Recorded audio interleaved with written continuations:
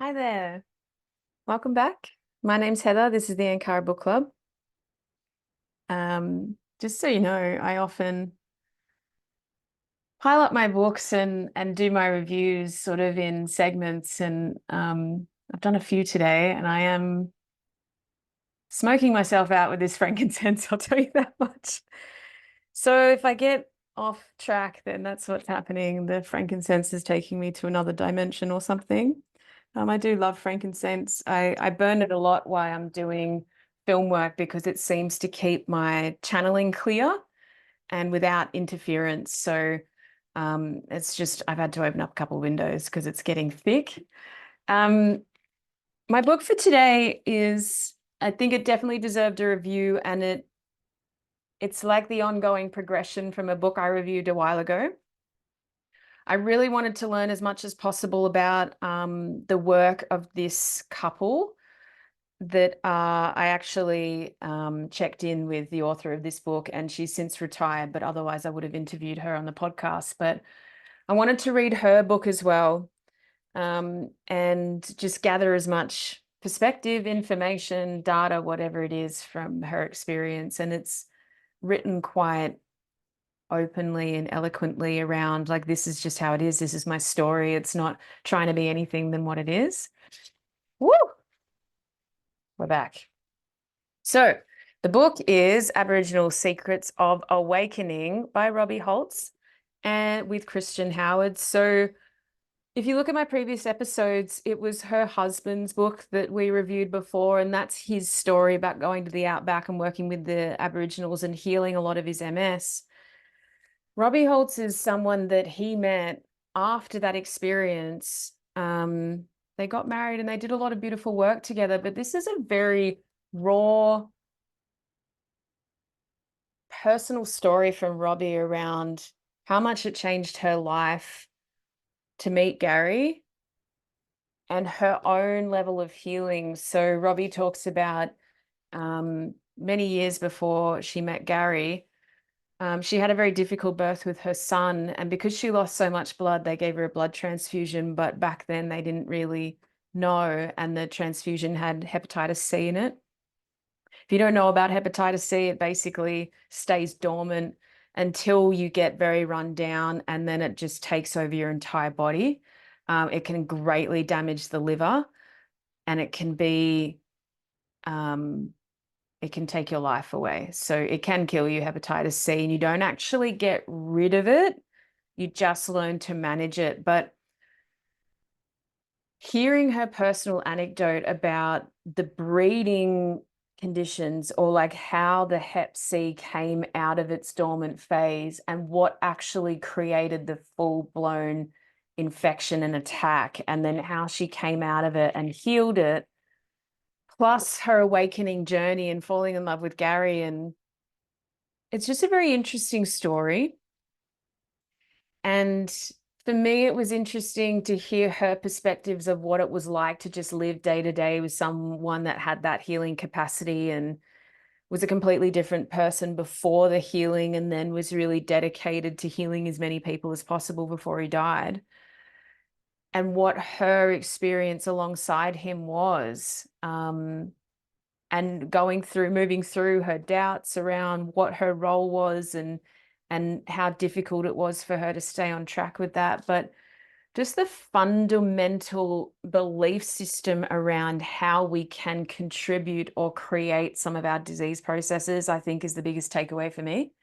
So there is treatment for hep C. It's grueling, and at her time it was really difficult to get through. The treatment will most likely kill you as well, because it's such a angry disease. It's one of those big ones. And they're now, since this is before they even knew what hepatitis C was, they couldn't even diagnose her for ages. So she was part of the discovery process of that disease. But, and I've noticed this in my work as well, what brought that hepatitis C out of its dormant phase was how much she had going on in her life at the one time. And I see this a lot. Sometimes I call it busy mum syndrome. It's trying to do everything all at once and having zero time to listen to your body, but also saturated in negative, fear-based belief systems and thought processes around yourself and around the world. She really dials into it. And it was Gary that taught her how to let go of the aggravating factors of what makes that disease thrive, which is going into a negative spiral. I mean, this is for her, it's not for everyone, but for her, it was going into a negative spiral of fear and worry and self-loathing that would make that disease pop up even more, right? Because a lot of diseases have a way of going dormant, coming up, going dormant, coming up, because they're reacting to stress. And the biggest part of our emotional stress is that we slip into these almost obsessive thought patterns about what ifs, and we're not doing it right, and we're not good enough, and we can't possibly. And it's like that can just run the show. And particularly when we make our lives way too busy to try and control that fear, we're creating this really acidic environment in the body that the body has no choice but to start to protect us from all of that. And that usually ends up in disease processes. So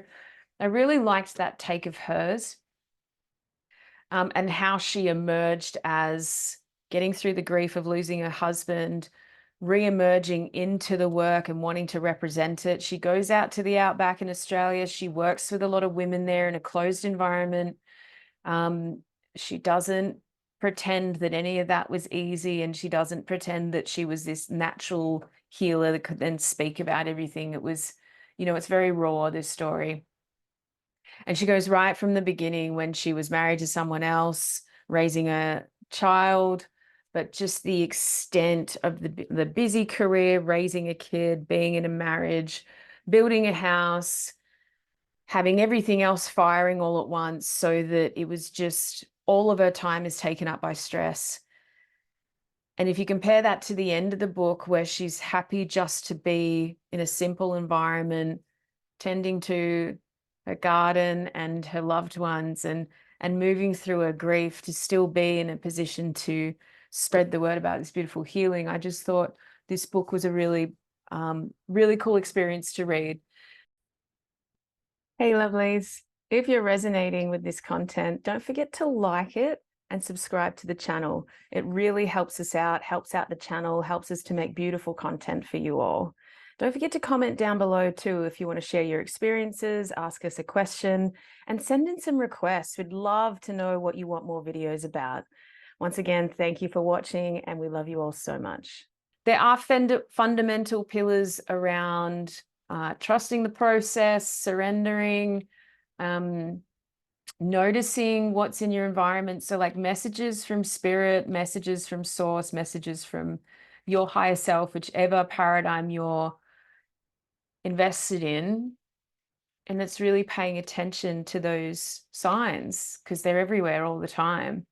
So it is based a lot on everything happens for a reason, I guess, and pay attention because the answers are all around you. But even when stressful things happen in her life, she talks about, I wonder why that happened, and it may have played out 6 months or a year ago later.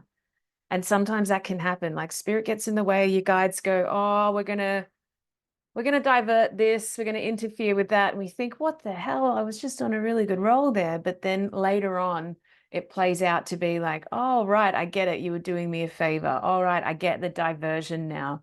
All right, yeah, that gets me to trust in the process. Right. I got to surrender. I forgot that.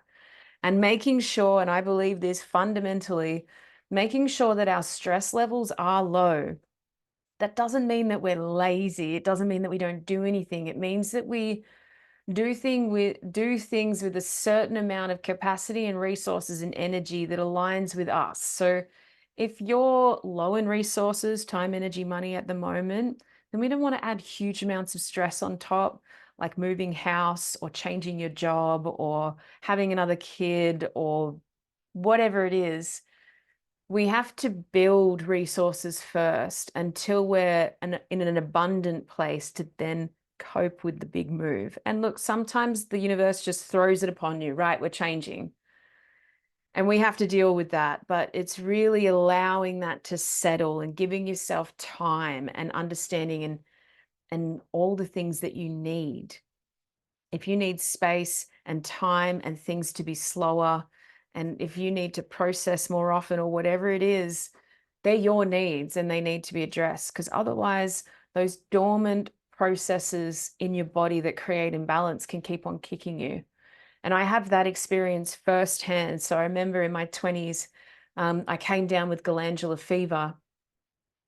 And on top of a whole bunch of other things in my life, including a slide into addiction there for a while because I wasn't coping with my trauma and my change in my life, that potent combination of emotional stress and the glandular fever had me hospitalized at one time.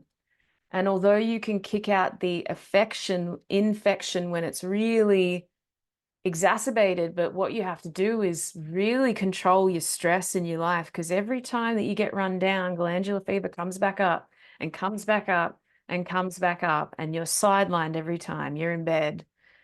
And it's like I had to learn the lesson of, if you're not going to listen and you're not going to look out for yourself and you're not going to look after yourself and control your stress, then my body has to do it for me and say, okay, well, we're not going to work today, and you're not going out to party, and you're not seeing your friends, you're not doing all the things you want to do, because life isn't about just doing what you want to do. Your body is saying, I need you to look after me because I look after you.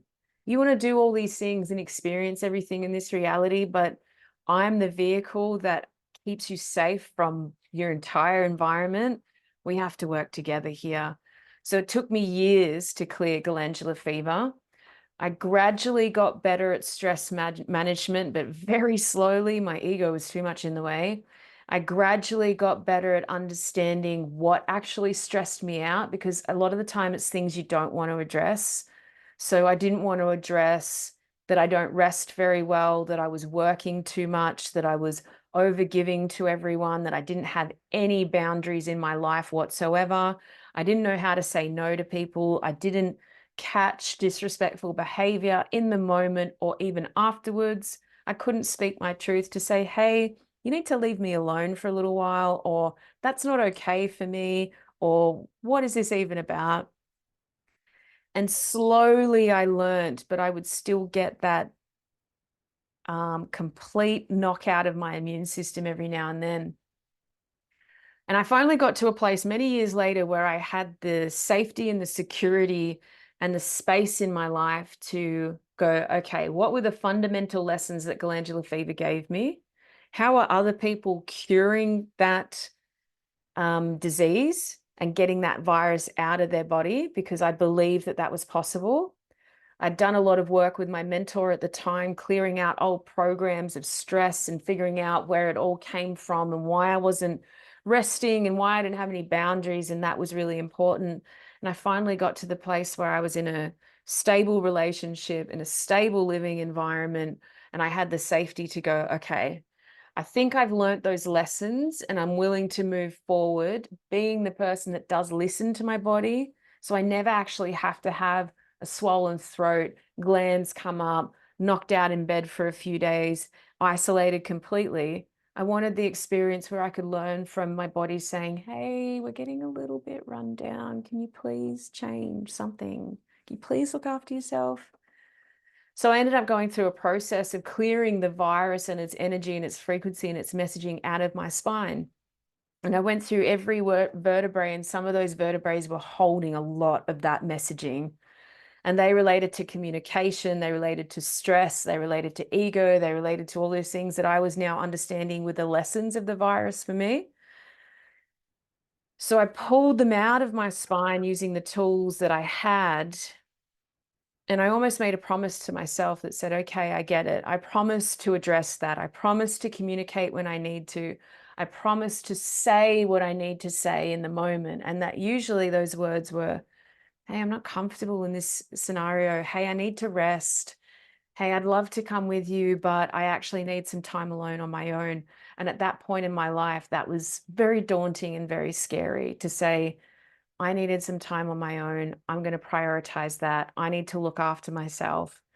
And that's what that infection taught me. And since I've never had a bout of glandular fever or its symptoms at all, and that was years and years ago that I started clearing that out. But in the end, and this is where we hope to get all of our students and clients to as well, in the end, we hope to look back and say, thank you, glandular fever. You really helped me out because I wasn't understanding those lessons. And now I get it through the consequence of I'd been hospitalized, I'd been bedridden many times over the years, and I hadn't actually learned how to love myself fully and listen to my body.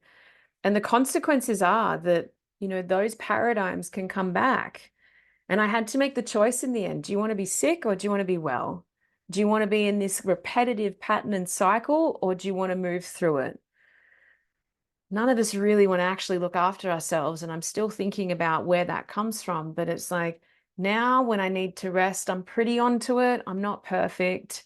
I still resist. Maybe I go a day beyond what I should, but I never need to fully bottom out.